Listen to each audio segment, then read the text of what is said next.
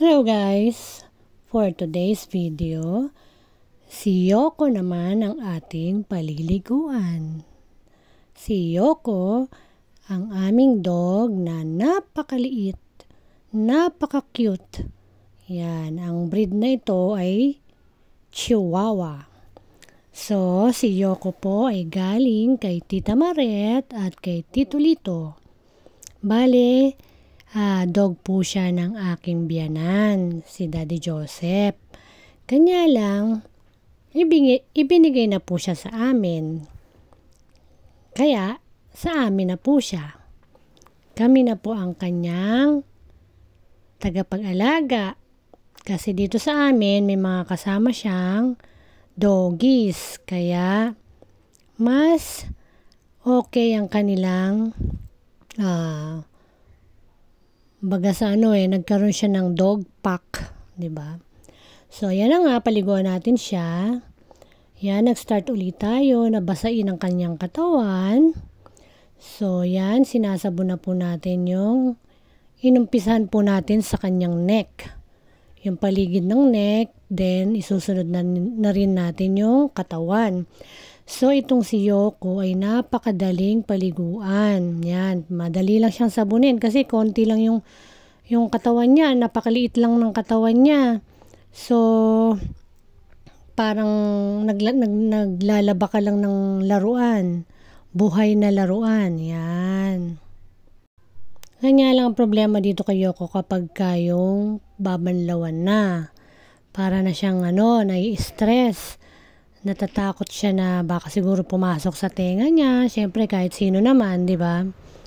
Yun, kaya iingatan natin na mapasukan yung tenga kasi yung kanyang tenga ay bukas na bukas. So, ang magiging stroke ng ating tubig ay sa bandang batok. Hindi ilalagay sa muka. Kasi pag sa muka, baka may tendency na pumasok sa butas ng tenga niya. So, yan. Nasa bandang puweta na tayo. Siyempre, lahat na ikalat na sa legs, sa puwet, sa buntot. So, napakadali lang niyang sabunin. Kasi nga, kukunti lang yung space na sasabunin mo. Napakaliit lang niyang aso. Yan, napaka-cute na aso. Yan yung aso na pwede mong bitbitin kahit saan sa sobrang liit niya. Yan, pwede mong dalhin sa mall. Diba? Kaso hindi namin siya nadadala kasi wala lang, hindi pa namin, dati yata na-try namin. Pero kasi pagka mahirap din may dalang aso sa mall Yan ang aso na pwedeng dalhin kahit saan sa sobrang liit niya. So yan na, bandang ulo na yan, hindi nakita sa camera. Ang galing ko kasing mag-video, yan. So yan yung bandang ulo. Siyempre, nakafocus na tayo sa pagpapaligo kaya hindi na natin napansin, hindi na pala nakikita yung bandang uluhan.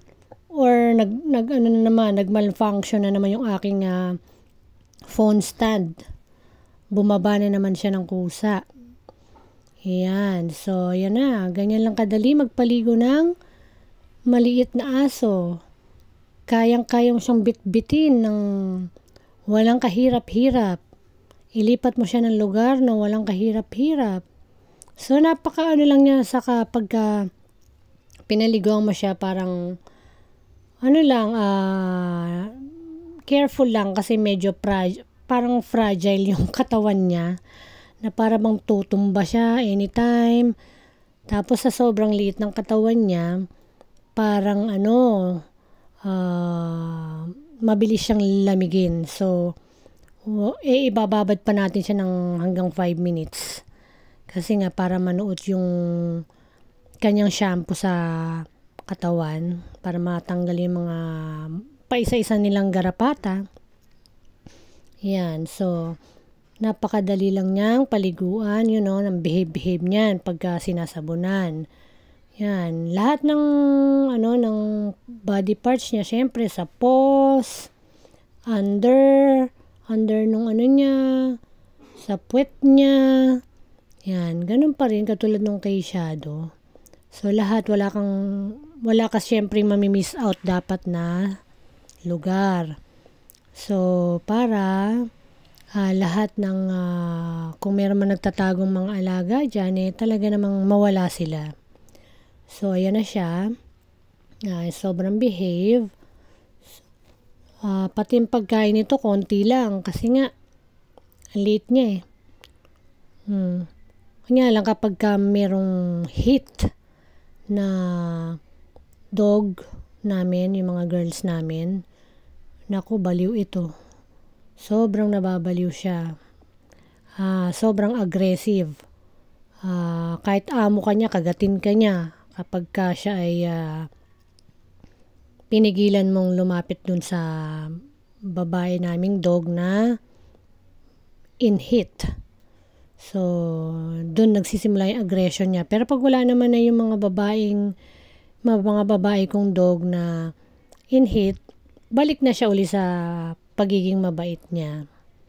So, yun lang yung mga times na nagiging siya, baliw, nagiging aggressive na dog. Ito yung isa sa mga aggressive na dog na talaga namang kahit maliit, sobrang tapang.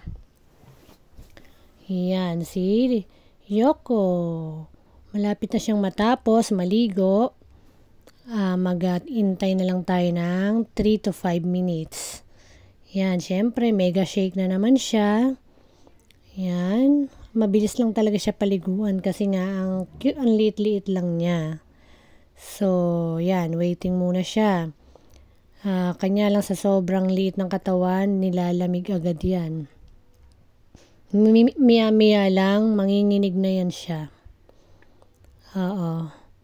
Kaso kailangan kasi ibabad So, kung napapansin nyo, walang, lang tayo ang ginamit lang natin is yung ilaw na solar. Kasi hindi ko pwedeng buksan yung pinakailaw ng banyo kasi kasabay niyang mabubuksan yung exhaust fan.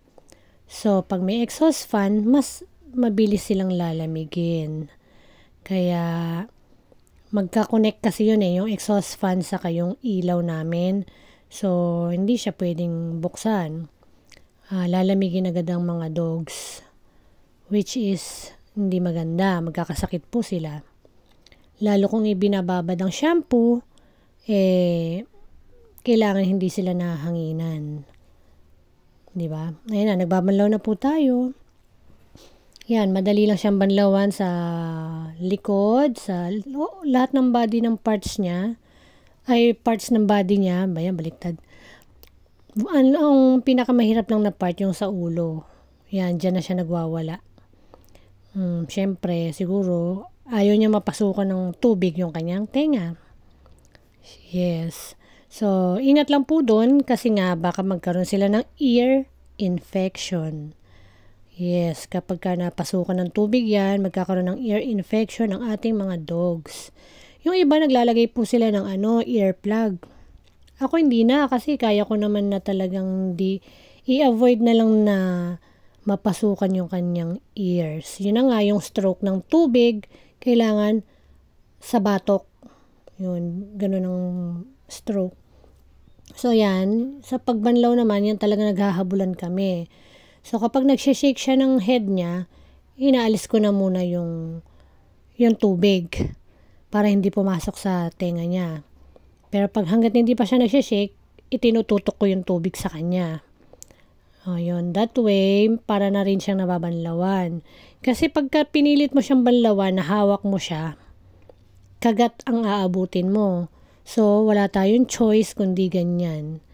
Itutok na lang sa kanya yung tubig. Yan. Pag nag-shake na siya, aalisin ko na lang yung tubig para ma-avoid yung pagpasok ng tubig sa kanyang ears. Yan. Ang cute niya. Tumatayo yan, diba? Parehas sila ni Snow, yung dog namin na isa pa. Kapag pinapaliguan yan, tumatayo. Siyempre, yun yung way nila para hindi mo sila mabasa sa bandang ulo.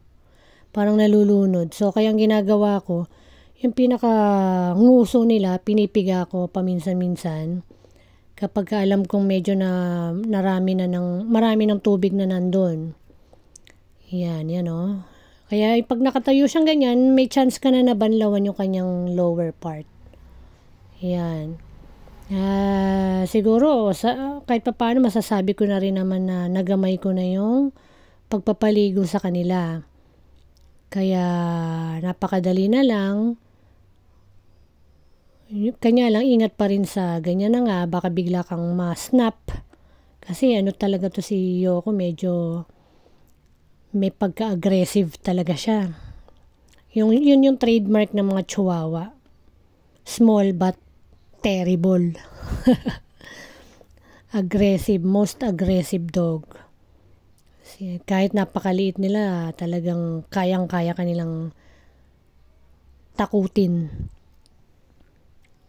Magugulat ka sa sa snap nila. Magugulat ka nila, butas na yung kamay mo. Yung first na dating niya dito, lahat kami, wala siyang pinaligtas. Lahat kami may kagat. Pero naman siya, naka-vaccine naman, kaya safe naman.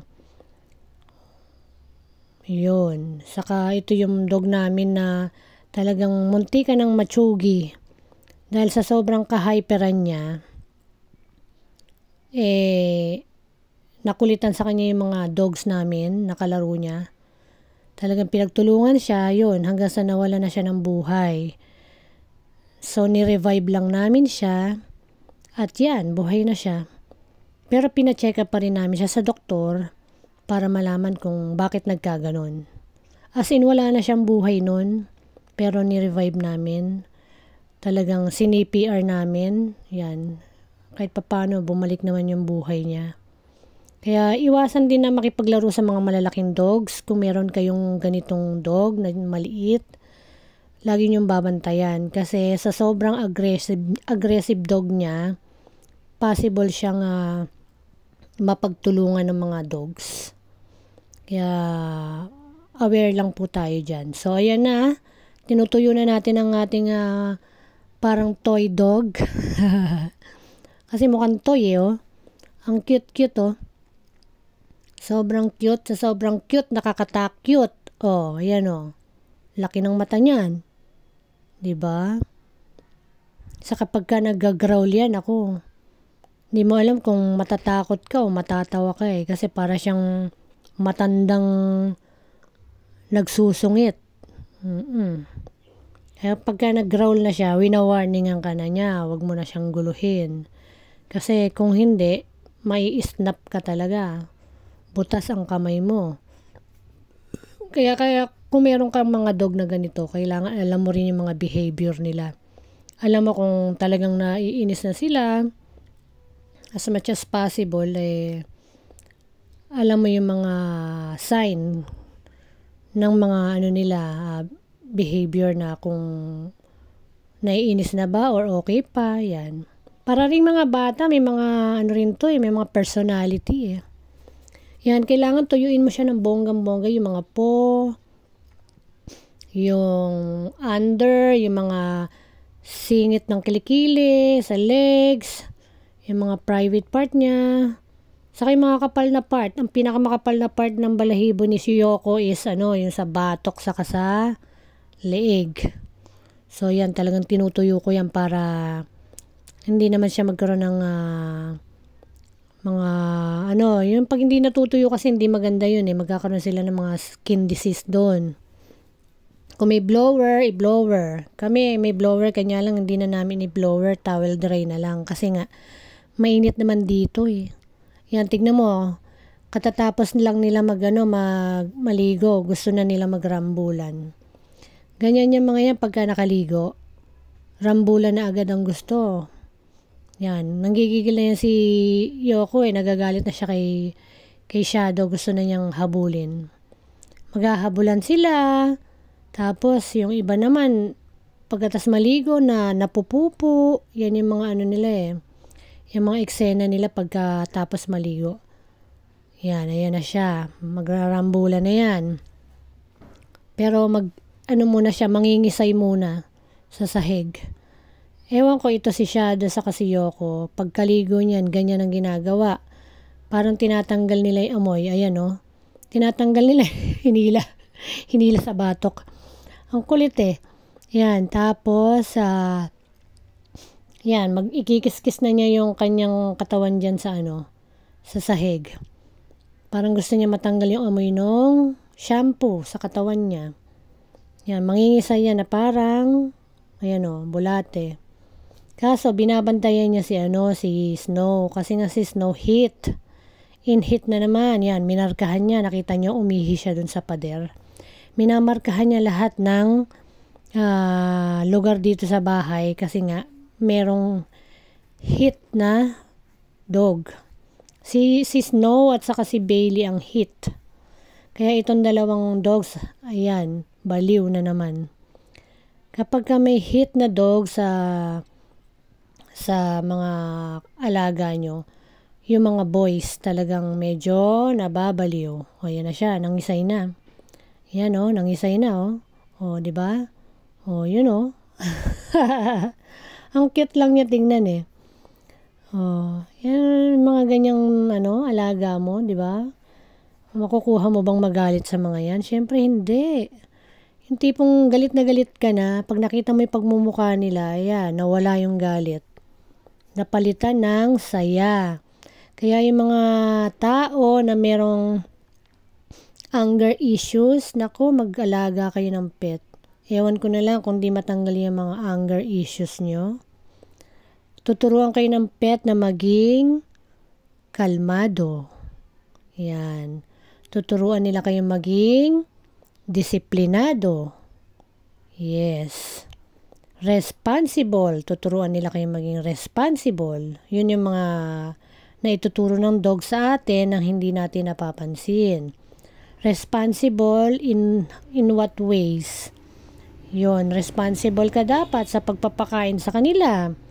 Kasi ang mga dogs, may oras ang kanilang pakain. Pag medyo hindi mo sila napakain sa oras, susuka sila. Susuka sila ng yellow. Yun ang mga sign na hindi mo sila napakain sa tamang oras. Meron silang body clock. Yes, napaka-accurate ng mga body clock ng mga dogs. So, pagka sumuka na sila ng dilaw, alam mo na late ka ng pakain. So, yun, umihi na naman siya.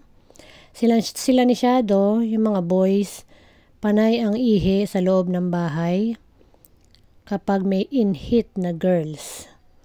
Yan. Walang katapusang ihi yan. Kaya walang katapusan din ang punas namin ng sahig. Dahil sa dalawang boys na ito, na walang ginawa kundi mag-mark every single space sa bahay. Minamarkahan nila. Yan. So, hindi siya makapangisay-ngisay ng todo kasi nga binabantayan niya si Snow. Pero kung kung si Snow nakakulong, nangingisay-ngisay na yan dyan siya sa sahig. Oo, yan. Tingnan mo, yung pinakakuko nila, kinakalmot nila dyan. Parang, yun na nga, minamarkahan nila, yung scent nila, nilalagay nila dyan sa sahig. Parang minamark nila yung space para, ewan ko kung anong mga nag-aangkinan sila, nag-aangkinan yata sila kung kanino si Snow. Yan. Ganun yata ang mga dogs. Kapag merong in-hit, they need to mark the territory. Yan. So, yan. Sunod siya ng sunod kay Snow. Binabantayan niya talaga. Yun. Kung nasan si Snow, nandun siya. Yan. Takbo na siya. Pag nilapitan ni Shadow si Snow, magagrowl yan. Winawarningan niya si Shadow na pagka nilapitan mo si Snow, mag-aaway tayo, parang ganun. So yan, iihi si Snow. Excuse me. Ang gagawin nitong dalawang boys, yung inihian ni Snow, iihian din nila. Una, hihigupin muna nila yung ihi ni Snow. After nilang higupin, nakikita ko kasi syempre, binabantayan ko sila eh. So, pagkahigop nila, after, iihian naman nila yung ihi ni Snow. Ganon ang ginagawa nila. Markings yata ang tawag dun eh. Yan, after numihi ni Snow, hihigupin nilang dalawa. Pagkahigop nila, parang tinitikman nila. Tapos iihian nila ngayon. Ganon. Ganon ang kanilang mga gawain. Ewan ko ba. So, ganun lang po makadaling magpaligo ng chihuahua. I hope you learned something. See you on the next one. God bless. Bye-bye. Tingnan ko, kulit oh. Kulit oh. Yan, ganyan sila. After bath, takbuhan sila. Sa sobrang init, para na rin silang na-blower. Yan. Bye! I hope you learned something, guys. Thanks for watching.